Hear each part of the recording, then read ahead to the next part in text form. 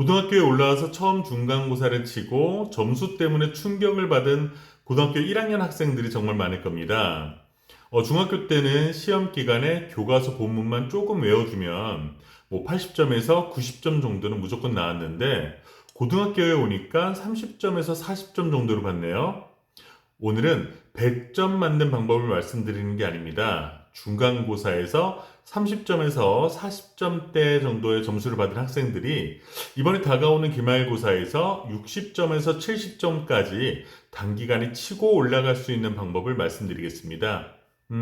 솔직히 30점에서 40점 받는 학생들이 당장 100점은 좀 불가능하잖아요. 하지만 공부 방법만 완전히 바꾸면 70점 정도는 무조건 가능합니다. 그래서 교과서와 부교재 또 모의고사까지 어떻게 공부해야 하는지를 아주 구체적으로 말씀드릴 테니까 끝까지 봐주시기 바랍니다.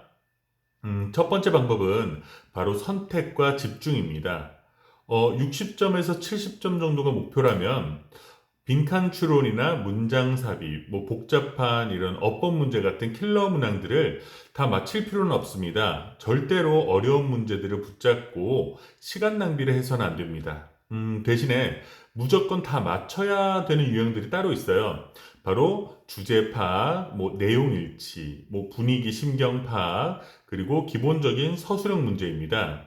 이런 문제들은 복잡한 문법을 몰라도 그리고 지문의 내용만 제대로 알고 있으면 그리고 해석만 어느 정도 할 수 있으면 풀 수 있는 그런 문제들입니다. 그래서 남은 기간 동안 모든 문제들을 완벽하게 공부하겠다고 생각하기보다는 맞출 수 있는 문제를 확실하게 챙길 수 있는 공부를 하는 게 70점으로 가는 가장 빠른 지름길이라고 생각합니다.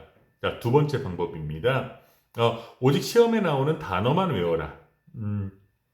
중간고사가 30점에서 40점대였다면 문법이나 구문을 몰라서 틀리는 것보다는 그냥 단어를 몰라서 풀어볼 생각도 못하는 경우가 대부분이죠. 그러면 단어 공부를 어떻게 해야 할까요? 교과서나 부교재 또는 모의고사 같이 시험 범위 안에 있는 지문들을 공부하면서 모르는 단어는 무조건 형광펜을 치고 뜻을 정리하시기 바랍니다. 시험 범위에 다른 단어를 볼 시간이 없습니다. 오직 시험 범위에 나오는 단어만 확실하게 공부를 하시기 바랍니다. 그래서 단어만 알아도 지문의 대략적인 내용을 우리가 알 수가 있어요. 그게 되면 객관식 문제를 맞출 확률이 생각보다 훨씬 빠르게 올라가게 됩니다. 그래서 단어만 잘 외워도 10점 정도는 그냥 오를 거예요. 자, 세 번째 방법은 시험 범위 중에서 가장 만만한 교과서를 공략하는 방법입니다. 교과서는 부교재나 모의고사보다 훨씬 쉽고 서술형 문제로 나올 확률도 가장 높습니다. 그런데 보통은 본문을 공부할 때 영어를 먼저 읽으려고 하거든요.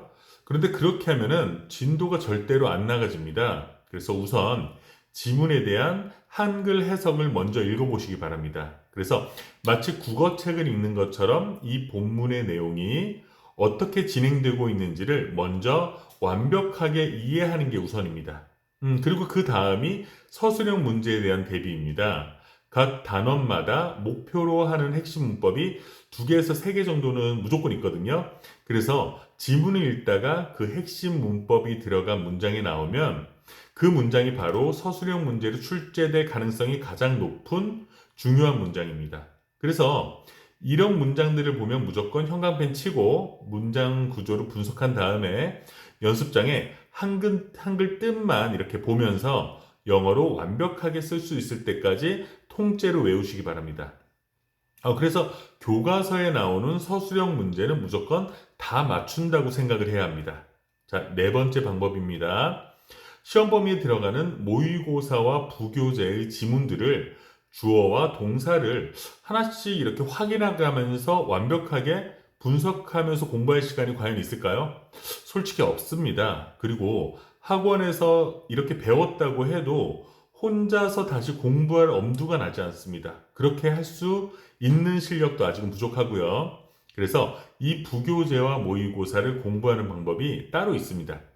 우선 지문의 한글 해석을 쭉 읽고 나서 글 맨 위에 이 글에 대한 주제를 한글과 영어로 적어두시기 바랍니다.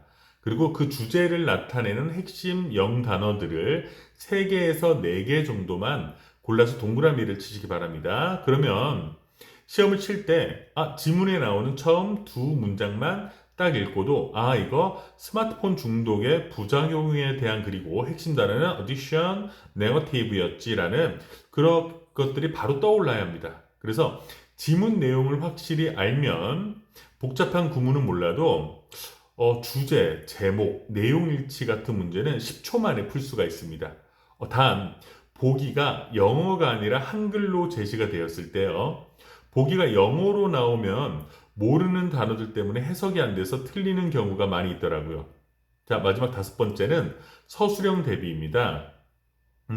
사실 한글 해석만 주고 조건에 맞게 영작하라는 그런 어려운 문제들은 조건만 조금 맞춰서 부분 점수를 노리거나 아니면 과감하게 넘겨버리셔도 됩니다. 왜냐면 우리가 원하는 목표는 70점이니까요. 그래서 우리가 집중해서 공부해야 할 서술형 문제는 따로 있습니다. 바로 단어가 주어지고 조건에 맞게 배열하는 문제입니다. 아까 교과서 핵심 문법 문장을 통째로 외우라고 했죠.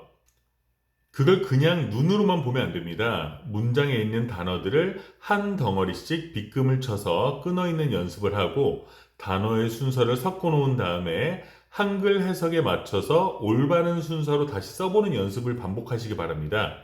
실제로 이런 문제들이 나왔을 때 놓치지 않기 위한 최고의 공부 방법입니다. 그래서 자, 정리를 해보겠습니다.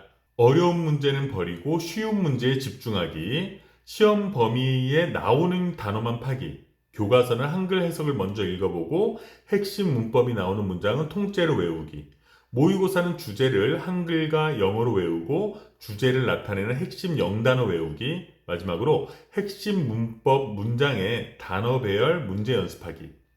중간고사에서 30점에서 40점을 받았다고 절대로 기죽을 필요는 없습니다. 남은 시간 동안 아까 말씀드린 위에 5가지 방법대로 다시 공부 방향을 잡으시고 계속 반복해서 공부하시기 바랍니다. 분명히 이번 기말고사 시험지에는 앞자리에 6이나 7이 적혀 있을 겁니다. 우리 학생 여러분들의 기말고사 대박을 응원합니다. 이 영상이 도움이 되셨다면 구독과 좋아요 부탁드립니다. 감사합니다.